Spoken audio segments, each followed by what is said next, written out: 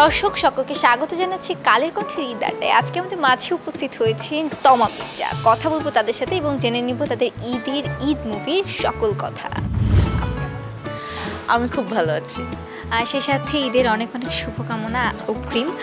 দাগি নিয়ে আমাদের দর্শকদের সাথে ছোট করে যদি কোনো একটা স্টোরি।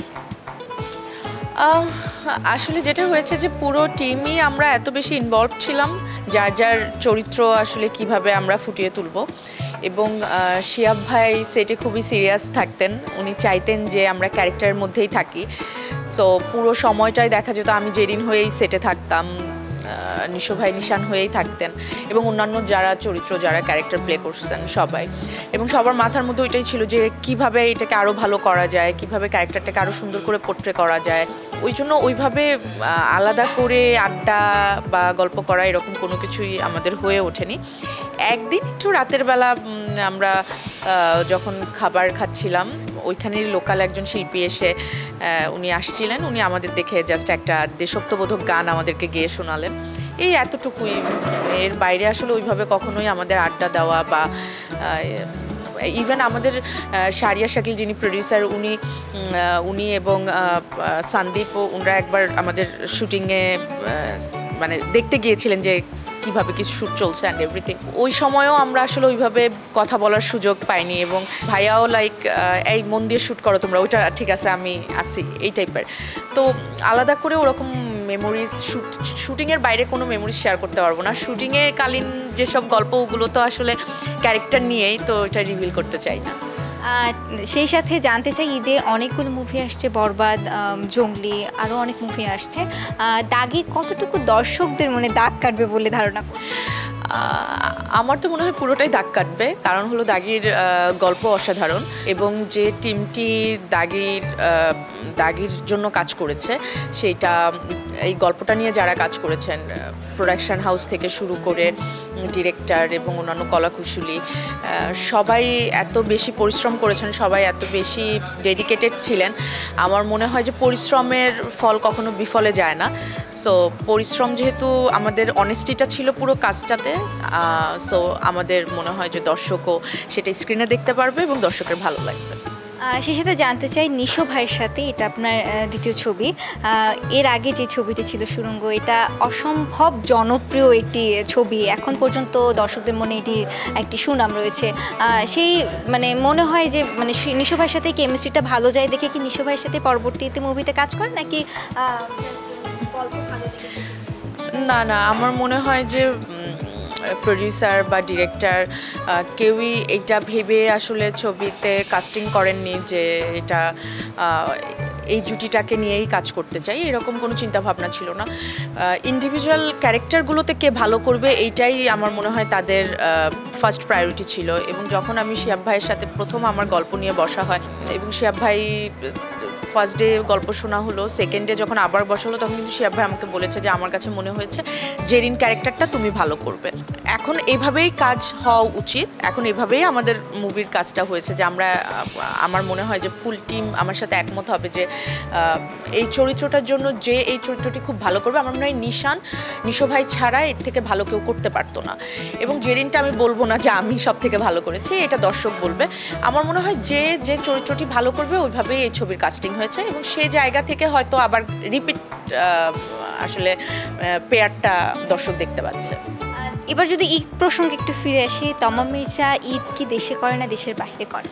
আলহামদুলিল্লাহ এখন পর্যন্ত দেশেই ঈদ করা হয়, আমার আব্বু আম্মুর সাথেই আমার ঈদ করা হয় এবং আমি এইটাতেই বেশি আনন্দ পাই, স্বাচ্ছন্দ্য বোধ করি যে ঈদের দিন সকালে ঘুম থেকে উঠে আলহামদুলিল্লাহ আমার আব্বু আম্মু এখনও সুস্থ আছেন, আমার সাথেই আছেন, তাদেরকে দেখতে পাই, তাদের সাথে সারা দিনটা সময় কাটে। এটা আমার জীবনের সবথেকে, আমার মনে হয় সবথেকে বেস্ট দিন, বেস্ট মুহূর্ত। আমি এটা একদম মিস করতে চাই না, এই জন্য প্রতি বছর ঈদ আমি আমার আব্বু আম্মুর সাথেই করি। তমা মির্জা, ঈদে সালামি অবশ্যই দেওয়া হয়, ঈদে সালামি কি পাওয়াও হয়? এই প্রশ্নটা খুবই কমন যে সবাই জিজ্ঞাসা করে সালামি। এই সালামির বিষয়টা নিয়ে আর কথাই বলতে চাই না, কারণ এখন সালামি বাচ্চাদের জন্য খুব আসলে আনন্দের। বাচ্চারা খুব পছন্দ করে সালামি, বিকজ অফ ওরা অনেক ছোট, ওদের আসলে হাত খরচও ওইভাবে দেওয়া হয় না। সো ওদের কাছে মনে হয় যে কেউ যদি 100 টাকাও সালামি দেয় এটা ওদের কাছে অনেক কিছু। তো ওদের জন্য ঈদ মানেই সালামি। এখন আমরা বড় হয়ে গিয়েছি, বিশেষ করে আমি আমার নিজের প্রফেশনাল লাইফেই আমি বেশি ব্যস্ত থাকি এবং আমার পরিবার এবং সব কিছুর একটা বিশাল অংশ ধরে আমি আসলে পরিবারের সাথে কানেক্টেড। সো এই জন্য আমার কাছে এখনও সালামিটা ম্যাটার করে না। আমার কাছে এখন সালামি বলেন আর ঈদের আনন্দ বলেন, যেটাই বলেন সেটা হলো বারবারই একই কথা বলবো যে আমার আব্বু আম্মু, আমার ভাই, আমার ফ্যামিলি, এদের সাথে এই দিনটা কাটানো। ধন্যবাদ। সেই সাথে আরেকটু জানতে চাই, প্রতিবারের মতন সব সময় তমা মির্জাকে গ্ল্যামারাস লুকে দর্শকরা দেখতে পায়। এই গ্ল্যামারাস লুকটার যদি একটু রহস্য দর্শক। আমাকে গ্ল্যামারাস লুকে তো কখনোই দেখে না, কারণ আমার ব্যাক টু ব্যাক যতগুলো কাজ কোনোটাতেই আমাকে ওইভাবে আসলে ক্যারেক্টার প্লে করতে গিয়ে ওই ক্যারেক্টারের সৌন্দর্য আমার মনে হয় যে ওই সেটা কালো না সাদা, সেটা খুব সুন্দর দেখতে লাগছে না অসুন্দর লাগছে, খুব দামি কাপড় পরছে না, এটা ম্যাটার করে না। ক্যারেক্টারটার যে কোনো একটা চরিত্রের সৌন্দর্যই হলো সে যে ক্যারেক্টারটা পোর্ট্রে করছে। যেমন জেরিন, আসলে কিভাবে জেরিনের বেড়ে ওঠা, জেরিনের আশেপাশে পরিবেশ কেমন, জেরিন কোন জায়গাতে আসলে বেড়ে উঠছে, লাইক ও কোন এলাকাতে থাকে, তো ওর সামাজিক অবস্থান কি, ওই অনুযায়ী ওর লুক, গেট আপ, কথাবার্তা, ওর চলাফেরা হওয়া উচিত। তো সেইভাবেই প্রত্যেকটা ক্যারেক্টার আমার পোর্ট্রে করা হয়। তো হ্যাঁ, এবার হয়তো জেরিনকে একটু সুন্দরভাবে দর্শক দেখতে পাবে।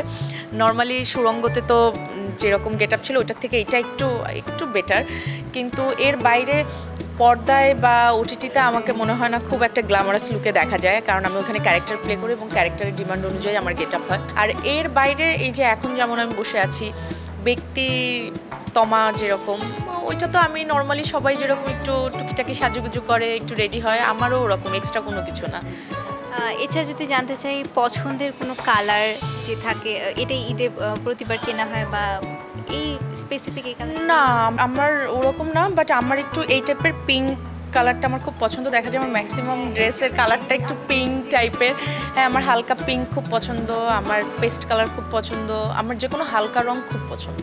জানতে চাই তমা মির্জা কি খুব স্ট্রিক্ট ডায়েট চার্ট ফলো করে নাকি সব ফুড শেখায়?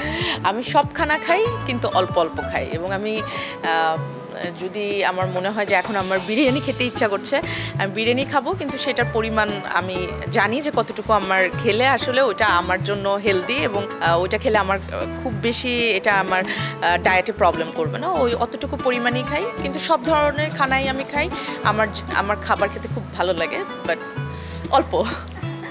রান্নাবাড়ি কি করা হয়, মানে তমা মির্জা কি রান্নাবাড়ি? রান্না, হ্যাঁ, আমি রান্না করতে খুব পছন্দ করি, খুব যদি আমার আম্মু আমাকে রান্না করতে দিতে চায় না, আমি রান্নাঘরে গেলেই আমি যদি বলি আম্মু একটু তোমাকে হেল্প করি, এটা করি ওটা করি, বলে না না না, বড় যে আমাকে বলে ফ্রিজ থেকে ওইটা একটু নিয়ে আসো, তো এটা তো রান্না হলো না, তা আম্মু করতে দিতে চায় না। তো আমি এই জন্য আম্মু যখন থাকে না তখন চুরি করে প্রচুর রান্না করি, নিজে খাই এবং সবাইকে খাওয়াই। সবশেষ দাগি উদ্দেশ্যে দর্শক। দাগি নিয়ে বলতে চাই যে আপনারা তো, আমি দেখেছি গত কয়েক বছরেই হলে আমার ছবি ছাড়াও অন্য ছবি যখন চলে আমি গিয়ে দেখি, আমি নিজে দর্শক হিসেবে দেখি এবং দর্শকদের রিয়াকশানও দেখি। আপনারা ভালো হলে গিয়ে দাগি দেখুন, আমি এতটুকু বলতে পারি আপনারা নিরাশ হবেন না, একটা সুন্দর সময় যাবেন। বিদায় নিচ্ছি কালের কণ্ঠের ঈদ আড্ডা থেকে। ঈদ আড্ডা দেখতে চোখ রাখুন কালের কণ্ঠের ভেরিফাইড ফেসবুক পেজ এবং ইউটিউব চ্যানেলে।